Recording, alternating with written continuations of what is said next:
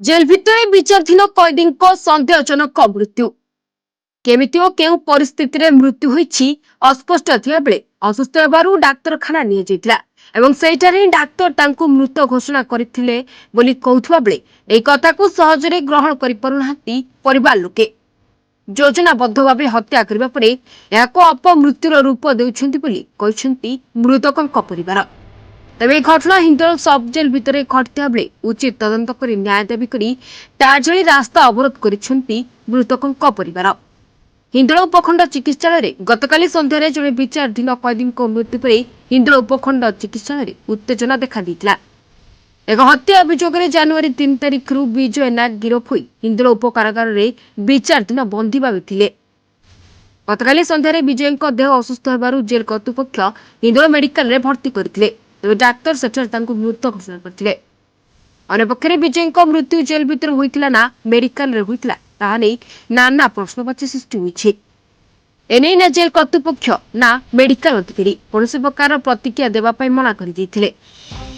तेज मो ससुर को जेल रे मारि दैथिबा नै मृतक विजय बहु रिंकी नायक गणमाध्यम को प्रतिक्रिया दैछंती।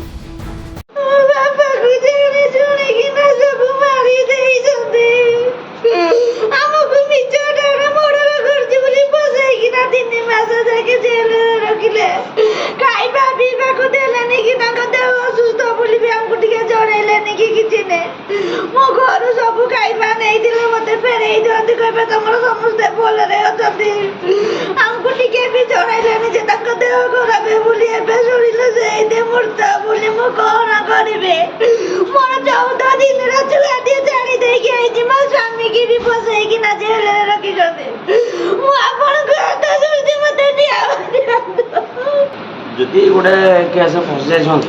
कि आमर गोटे पेसेंट कि देह खराब होइछि कहवा उद्देश्य कि आमर जीतु आबा विजय भाई जे कि तांकर मोला सब आसीचंती कोठी कि इंदोर मेडिकल कहवा उद्देश्य जे सार सुनतु आम तांकर देह खराब थिला कहवा उद्देश्य जे कि से माने केबे मेडिकल नवा पे कि चाहि नाथले मोला सपटा हिंदोल मेडिकल आज्ञा एइथिपाई विरक्त होउछु। तेणु करी आपण अनुरोध कि आमर सुपरिटेंडेंट बाबू आमर जेल सुपरिटेंडेंट बाबू को आपण डकांतु कोइला हम जीतू बाबू को डकांतु प्रमाण आपण पाइबे। आगे नमस्कार। तबे जेल फार्मासिस्ट विमल पाल डाक्तर अरलिता बेहरा और जेलर सरस्वती बेरा को विजय मृत्यु पर दायी कर परिवार लोके। एक घटना को नहीं आज सकाल 7 समय हिंदोल मेडिकल छकरे मृतकों परिवार संपर्क मैंने टायर जली रास्ता अवरोध करथिबा देखिबाकु मिलिछि।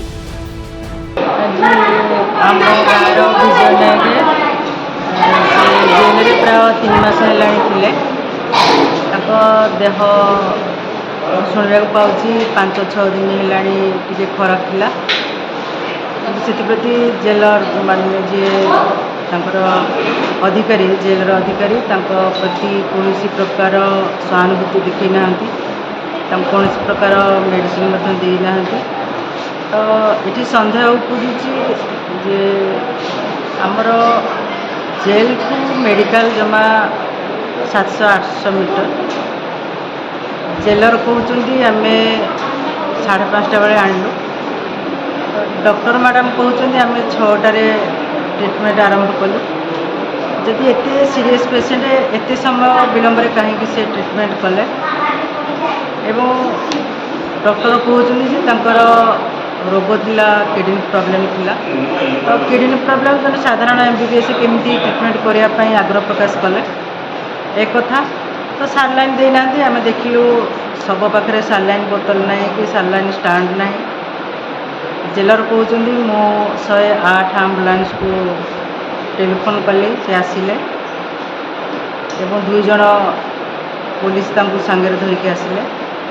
से गाड़ी पछपटे गोटे मोटरसाइकेल आसिले मोटरसाइकेल नंबर से कही पारना तो जड़े जेलर तो जड़े आसामी को ये भाव कौभली भाव मंतव्य दौरान आमको सन्देह लगुच कारण मुझे जानी से 4-5 दिन है कांदुंट से मत ट्रिटमेंट कर घर लोक टेलीफोन कर जनाऊँ 4-5 दिन पर कौन प्रकार ट्रिटमेंट कराए मोर सन्देह आसूँ जे जेलर